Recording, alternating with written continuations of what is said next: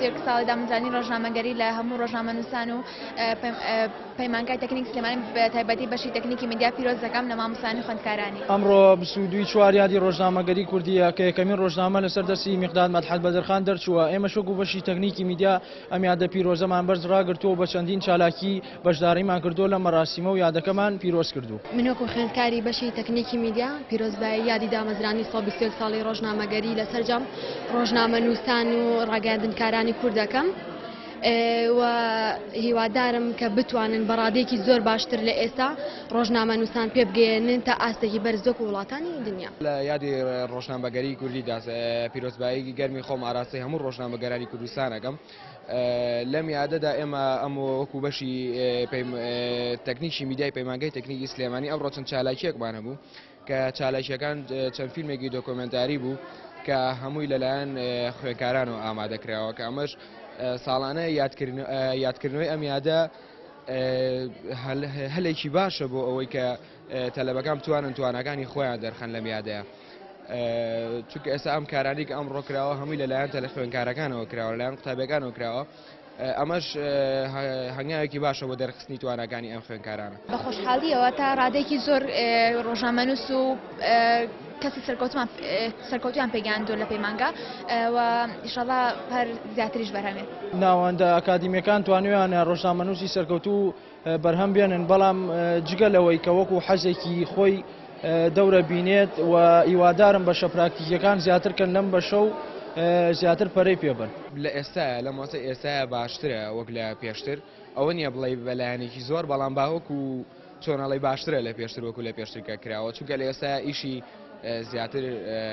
ئەمەلی خوێندکاران زیاتر ئەکرێت لە ناو پەیمانگا و زانکۆکانە.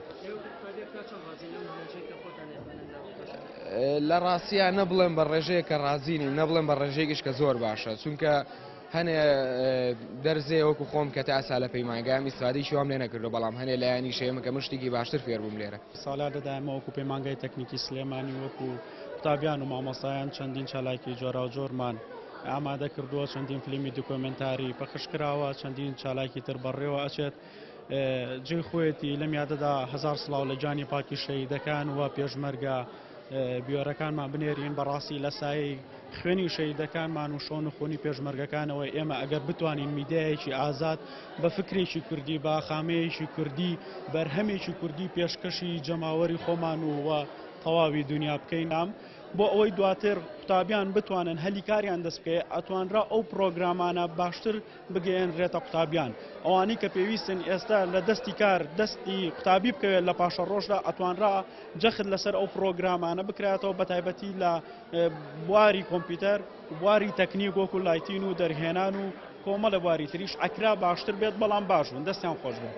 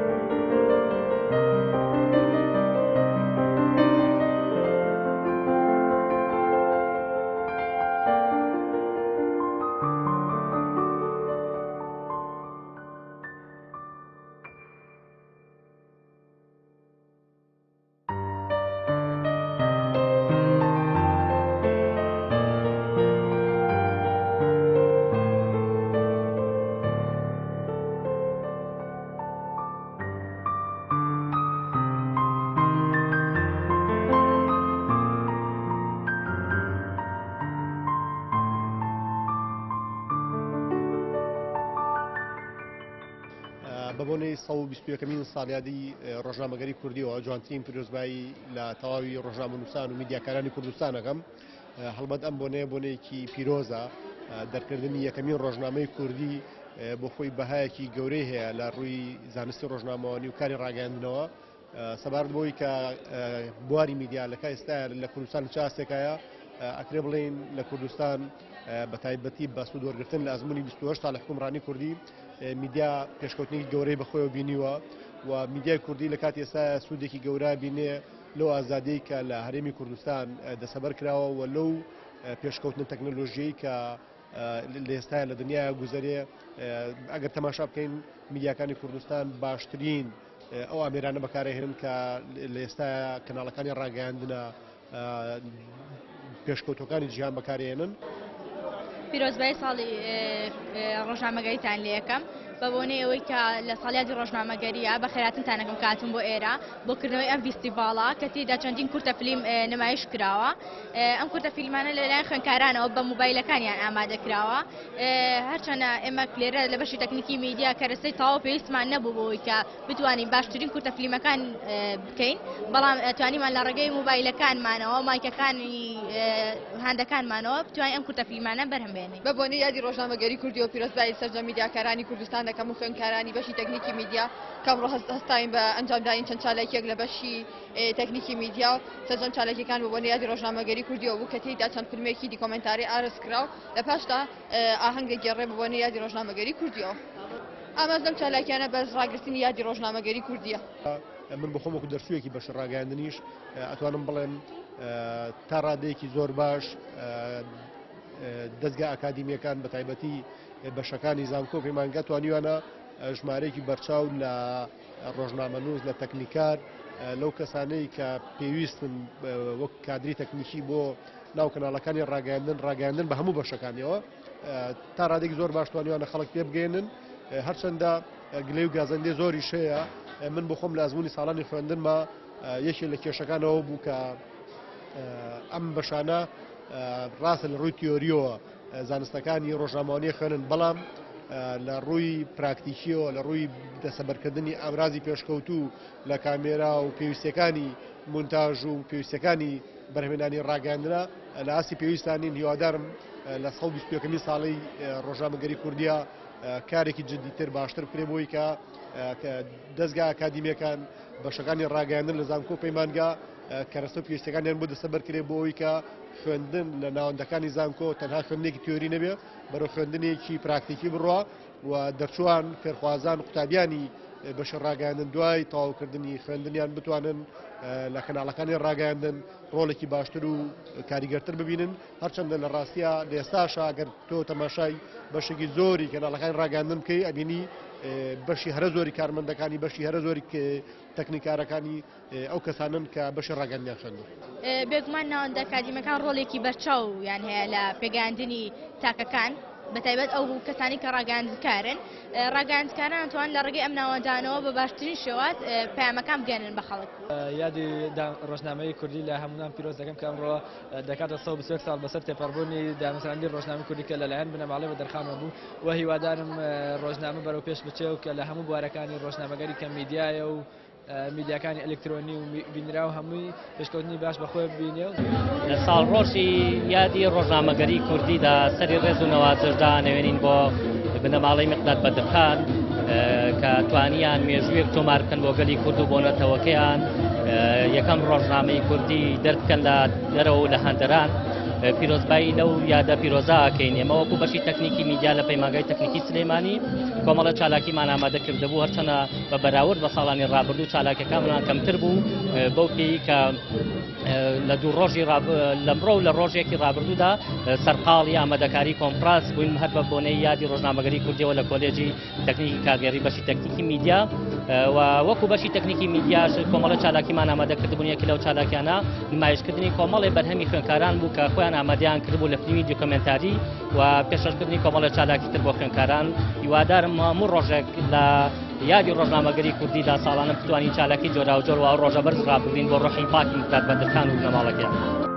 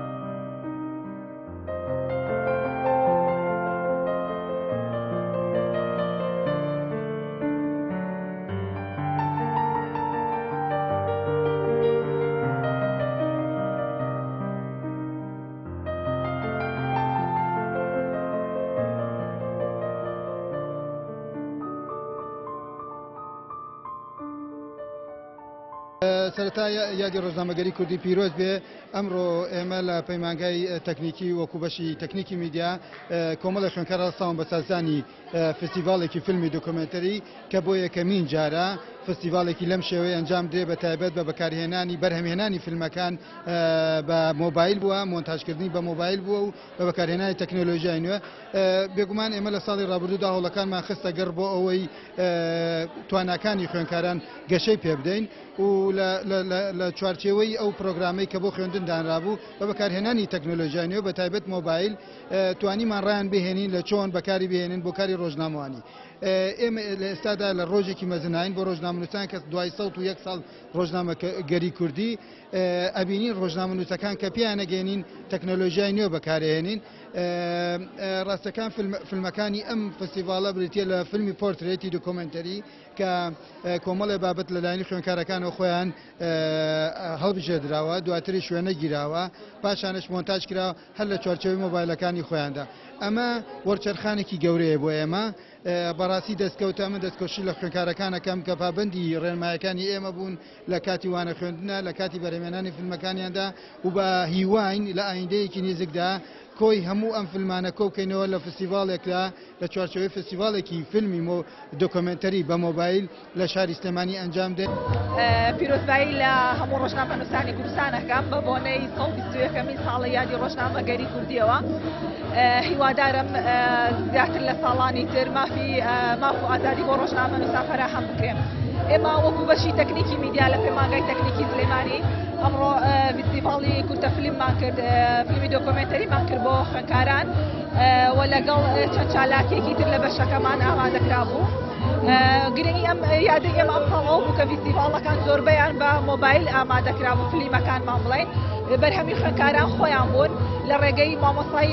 وانەکانەوە ئامادەکرا بوون دەستخۆشی بۆ خوێنکارەکان ئەەکەم چونکە بەرهەمەکانیان زۆر کاری جوانیان کردووە لەم ڕۆژەیە هیوادارم بەدڵی هەموو میوانانیش ببێن. وەکو قوتابێکی بەشی تەکنیکی میدیا پیرۆزبایی 101 ساڵی یادی دامەزرانی ڕۆژنامەگەری کوردی ئەەکەم هیوادارم ڕۆژنامەگەری کوردی هاوشان بێ لەگەڵ ڕۆژنامەکانی جیهان هیوادارم هەر بەرەو پێشەوە بچێ و ئەم یادە هەموو ساڵە بکرێتەوە. من وەکو قوتابێکی بەشی ڕاگەاندن پیرۆزبایی خۆم لەسەر جەم ڕۆژنامەنووسانی کوردستان و جیهان دەکەم. لە یادی 121 ساڵی یادی ڕۆژنامەگەری کوردیدا ئێمە وەکو پەیمانگای تەکنیکی سلێمانی بە هاوکاری مامۆستایان و خوێنکاران توانیمانە ئاهەنگێکی بچووک بۆ ئەو یادە ڕێک بخەین و بە بەشداری مامۆستایان و خوێنکارەکان لە بەشە جیاجیەکانەوە لەم ڕۆژەدا ئومێدەوارین تەکنیکی میدیا بەبایەخۆ لەم ڕۆژە بڕوانێت و ئەوانی کە لەم بوارەدا زیاتر گرنگی بەم ڕۆژە بدەن. ئەمڕۆ یادی 100 ساڵی ڕۆژنامەگەری کوردیە ئێمە خوێنکارانی پەیمانگای تەکنیکی سلێمانی هەستاین بە ئەنجامدانی ئاهەنگێکی بچکۆلە بۆ خوێنکارەکانمان نووسایە نمایشە و کارانەمان کرد کە بە پراکتیکی کردووان ئەوانیش چۆن فیلمێکی دۆکۆمنتەری بوون و هیوادارمە میادە بەرەزڕاکن هەموو ساڵێک لە زانکۆش لە پەیمانگاشا بکرێتەوە. ئێمە بۆ ئەم ساڵی خوێندن وەکو وتم لەبەر ئەوەی لایەنی پراکتیکیمان زۆر بووە خوێنکارەکان سوودێکی زۆریان بینیوە هەم لە وانەکان هەم لە مامۆستاکان و لەم ساڵا زۆر سواسی سەرۆکایەتی زانکۆی پۆلە تەکنیکەکەین کە ستۆدیۆیەکی زۆر جوانیان بۆ ئامادەکردوین و بۆ کردوینەتەوە. ئێمە ستۆدیۆکەمان پێشنویسی تاح کردووە خوێنکارەکانمان بەرهەمەکانی خۆیان ئەوانەی کە لە دەرەوە مامۆستاکان پێیان ئامادەکەن لە ڕێگەی ستۆدیۆکەوانێ بەرهەمهێن و بەرهەمێکی ڕێک و جوانی لێ بەرهەمێن سواسی سەرۆکایەتیەکەی دکتۆر ئالان کە ئەم کاری بۆ جێبەجێ کردوین. لە چوارچێوەی هۆڵەکانی خوێندندا لە چوارچێوەی وانەکانی پراکتیکدا هەموو هۆڵەکانی خۆمان نەخێنەگەر بۆی پێیان بگەێنین یعنی مەرج نییە ئەو خوێنکارانە هەمووی کە دێنێرە ببن بە ڕۆژنامەنووس بەڵام ئێمە ئەتوانین بڵێن نزبەیەک لەوانە ڕێژەیەک لەوانە ئەبن بە ڕۆژنامەنووس بە تایبەت ئەوانەی کە مهتەمن یان بوارەکەیان خۆشەوێت ئەمە شتێکی ڕێژەیە بەڵام دڵنیاکەمەوە ئەوە کە ئێمە توانین یارمەتی دەرێکی باش بین بۆ ئەوەی بتوانن دنیابینینی خۆیان بگۆڕن لەبارەی ڕاگەاندنەوە شارەزایەکانی خۆیان پەرە پێ بدەن لەم بوارەدا وتوان ئەو کەرستانەی کە ئێمە بۆیان دیاریەکەین بە باشی بەکاری بێنن لە چوارچێوەی بەرهەمهێنانی تەلەڤیزیۆنی یان کاری ڕۆژنامەییدا. بە بۆنەی ساڵڕۆژی دامەزرانی ڕۆژنامەگەری کوردی پیرۆزبایی لە سەرجەم مامۆستایان و خوێنکارانی بەشی ڕاگەاندن دەکەم و ڕۆژنامەگەری کوردی وەک دەبین لە هەموو وڵاتان و لە کوردستانیش ڕۆڵێکی بەرچاوی هەیە لە پێش ڕۆڵێکی بەرچاوی هەیە لە پێشکەوتنی وڵات لە هەموو بواروکایەکانی ژیاندا و لە وەک منیش وەک خوێنکارێکی ڕاگەاندن لە بەشی تەکنیکی میدیادا چەند دەرسێکی سەرەکیمان هەیە کە گرنگێکی زۆری هەیەوە ڕۆڵێکی بەرچاوی هەیە لە پێگەیشتنمان وەکو ڕۆژنامە نووسێک.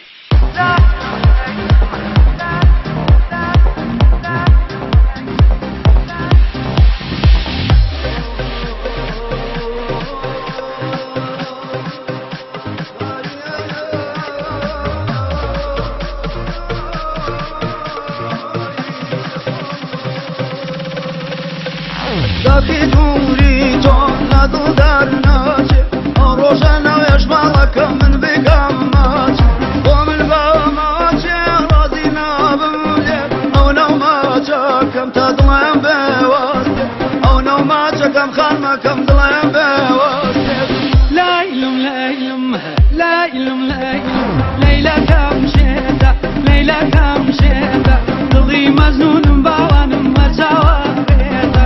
كم مجنونة وهرجع وغيرنا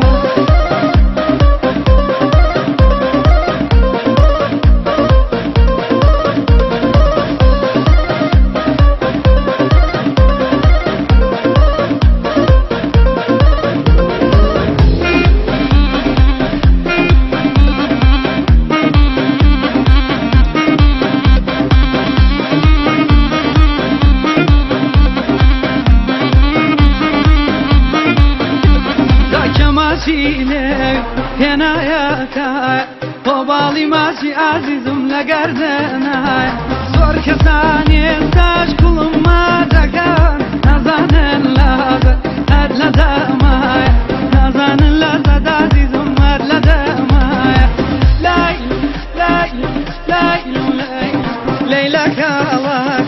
لەیلەکەڵاکەم بە دیاری دێنێ عزیزم بوو بە ماڵەکەم بە دیاری دێنێ ئەی بوو بە ماڵەکەم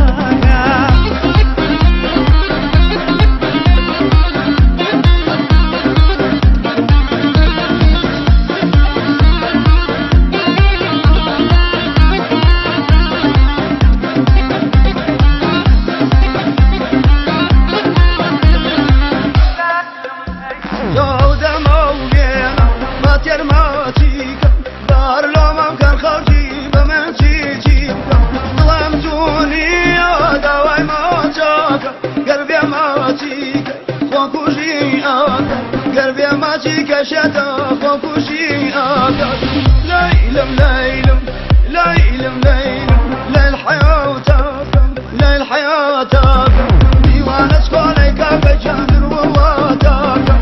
ديوان اسكوليك وواتاكم